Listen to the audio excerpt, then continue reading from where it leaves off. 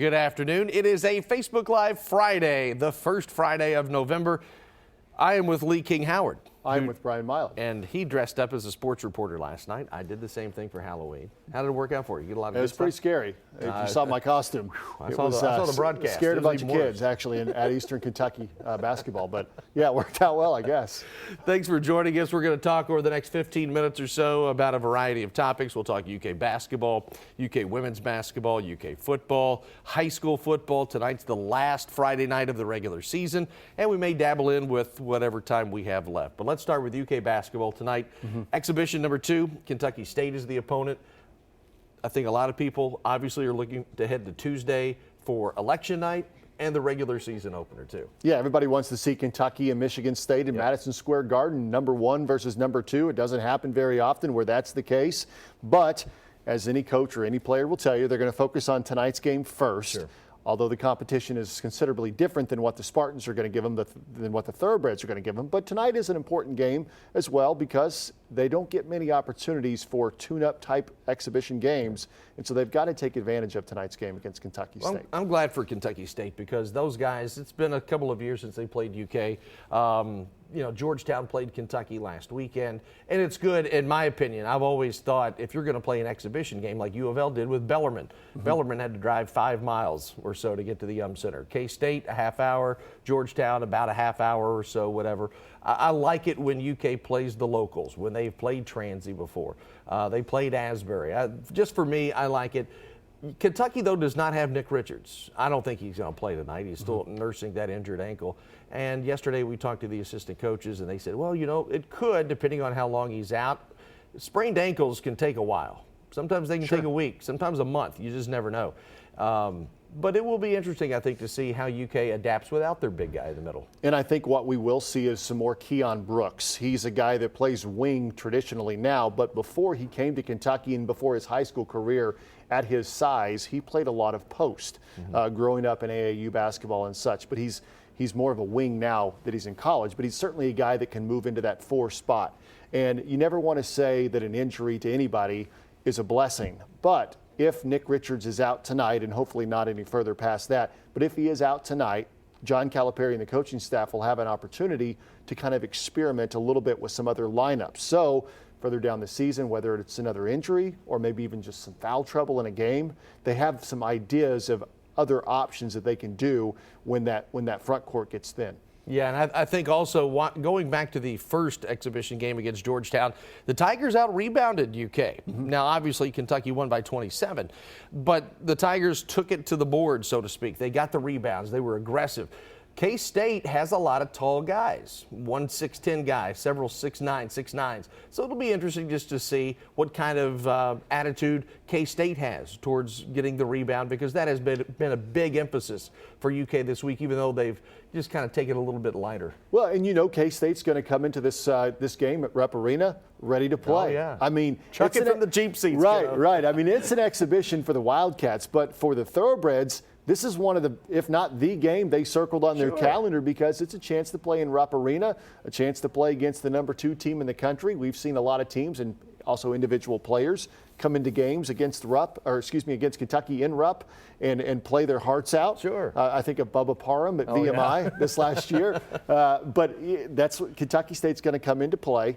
And I'm with you. I don't think Nick Richards plays tonight, even if maybe he's ready to go. Right. We don't really know, but the coaches haven't said it's bad. So that, to me, that makes me think it's not that bad, if that makes sense. Right. But I think they save Nick for Tuesday night because that one is much more important. Yeah, it certainly starts things off in a great way. Number 1 against number 2, Michigan State and Kentucky from Madison Square Garden. We will be there. Alex Walker is he's just chomping at the bit to get up there to the Big Apple and cover that ball game. Also, the UK ladies, they played an exhibition against Southern Indiana earlier this week.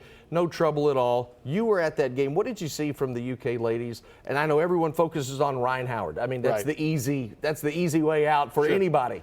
But this is a ball club that's got a lot more pieces than just her. Right. I was going to say the first thing that stood out to me about this women's team is just the depth. Now, Matthew Mitchell was an exhibition game, but he played 10 players, and 9 of those 10 players scored in the game. So I don't know that he keeps that 10-player rotation once the regular season begins, but he's at least seen all of them on the floor, and all of them can play and contribute. So, yeah, Ryan Howard is the player that every other opposing team is going to key on, being one of the best players in the country, but she's got a lot of help around her, and that will certainly help her in the long run as well. You know, we talked about Emma King earlier this week on WKYT. She had 12 points in her first collegiate action.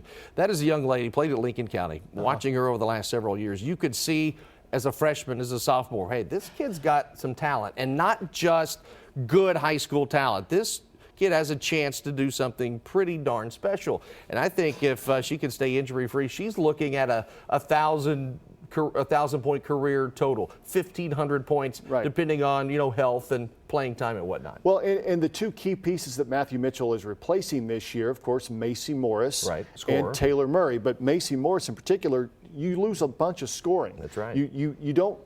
You don't think of how important Macy was from long distance shooting threes until she's not there. Right.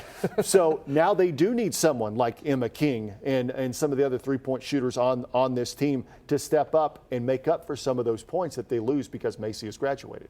The UK ladies start the season ranked 13th in the country, so that's pretty good praise for a ball club that, as Lee K mentioned, lost two vital keys to last year's team. Now, UK football, the weekend is off. They get to relax a little bit for the last time in the regular season.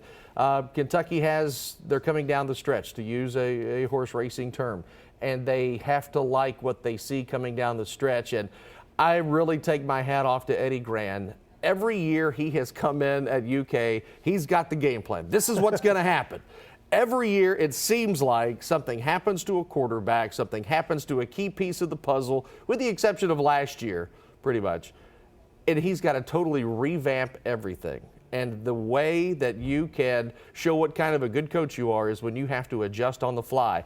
I can't think of an offensive coordinator, just off the top of my head, who's had to adjust as much as he has in the majority of the last 3 years or so. Yeah, not just adjust from one quarterback to another quarterback, but adjust to different styles of quarterback play. I mean, Eddie Gran does get questioned quite a bit, and as he and Mark Stoops have all said, that kind of comes with the territory of being an offensive coordinator.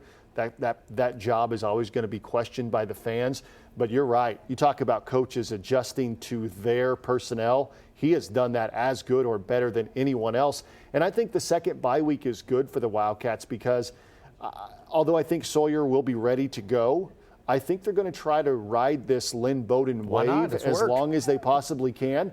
And some extra time with another bye gives more time to develop that offense around Lynn Bowden. Maybe they work in a few more wrinkles that some of these opposing teams haven't got to see on tape just yet. So, hey, and Kentucky, Brian, has beat Tennessee with a wide receiver playing quarterback before, so why not try it again, right? It happened 8 years ago. Why not try it one more time? And the last time you beat Kentucky was with the backup quarterback, Steven Johnson, who obviously turned into the starter by the time Tennessee rolled around. But still, when UK plays non-conventional football, if you will, against Tennessee, they're 2-0 in this decade. So we'll see what happens there. Tonight's the final high school football Friday night of the season. It's going to finally feel like football tonight. And next week, the playoffs begin. The World Series is over. We're starting to get that focus now, tail into football, all into basketball. But football always goes by so fast. That's the only thing I hate about the sport, especially high school. Especially high school. Yeah, high school flies by. Because it starts a little bit early, so by the time we're in the middle of all this going on, it seems like the season is almost over. But, we've seen some really good teams in our area. We've seen some good matchups, and I can't wait till the playoff system begins, especially with the new RPI rankings that they have. You were talking about to see how the whole format of the playoffs work out and what kind of matchups we're going to get with this new system. Yeah, the RPI will be used in the region final, the third round, the semifinal round, and then obviously the state championship is whoever's left. But they're going to play within the district next Friday, the Friday after that. And so you're going to see some familiar matchups. And I know a lot of people, it's easy for us. We're not on the field, and we're not coaching, but it's easy for us to look ahead and say, that Douglas Scott County game sure looks pretty darn good, or this game or that game, but you got to get there first. And this is the time when you earn your paycheck right here. This is playoff time almost. Yeah, and a lot of teams I think in this area are equipped to make a run in the playoffs. So I think that's going to be exciting to see. Tonight, Lee K. Howard, he will be at Rupp Arena covering the Cats and the K-State Thoroughbreds. Alex and I will have game time. We will see you then. Let's say this. Wait a minute. Well, Let's say this. Because someone says, oh, I'm sorry. What time is the game? So, tonight's game. I just want to answer the question. Tonight's game. 7 o'clock. 7 o'clock. You can SEC see it Network. on the SEC Network. There you go. Sorry, I didn't mean to interrupt. No, you're great because, oh, by the way, speaking of that, the next month of UK football will not be played at night after this coming week with Tennessee. Tennessee's a night game. Everything else is at daylight. Yes. You'll actually be able to drive home for the most part, or at least enjoy a game in sunshine or at least overcast sky, and you won't see the lights as much. Yeah. What's that all about? I know. Now, I'll lead you Messages get delivered when coaches speak up. That's right. I'll lead you back into that close. You were on a roll. I didn't mean to mess you up. For Lee K. Howard, I'm Brian Milam. We will see you tonight at 11. He'll be in Rupp. Alex and I will be on Game Time. See you then. Enjoy your day.